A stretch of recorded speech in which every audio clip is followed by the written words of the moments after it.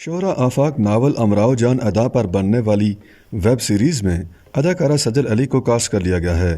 اداکارہ اس سے قبل عالمی پروجیکٹس میں اپنی صلاحیتوں کا جوہر دکھا چکی ہیں۔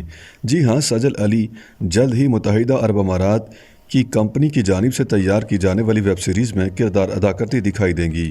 شوبز ویب سائٹ ویرائٹی نے اپنی رپورٹ میں بتایا ہے کہ امراؤ جان ادا پر بنائی جانے والی ویب سیریز کو حامد حسین اور محمد یعقوب پروڈیوس کریں گے۔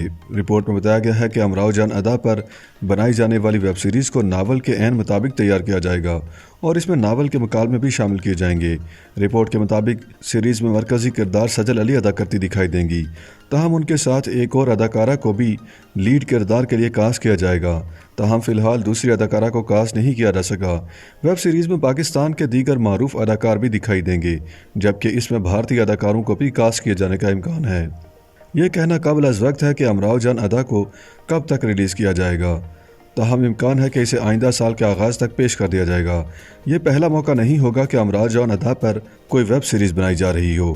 اس سے قبل پاکستان اور بھارت میں شہرا آفاق ناول پر متعدد ڈرامے اور فلمیں بنائی جا چکی ہیں۔ امراؤ جان ادا پر تقسیم ہند کے فوری بعد فلمیں بنانے کا آغاز ہوا، تاہم پاکستان میں 1972 میں اسی نام سے ہی فلم بنائی گئی جس نے سب سے زیادہ شہرت حاصل کی، جس کے بعد 1981 میں ناول کے نام پر ہی بھارت میں فلم بنائی گئی جس میں ریکھا نے مرکزی کردار ادا کیا۔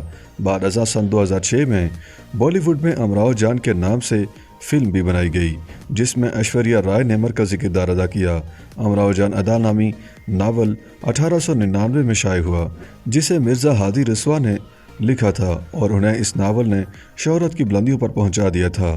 ناول میں اسی دور کے ہندوستان اور خصوصی طور پر لکھنؤ شہر کی تہذیب، روایات اور ثقافت کو اچھے طریقے سے پیش کیا گیا ہے۔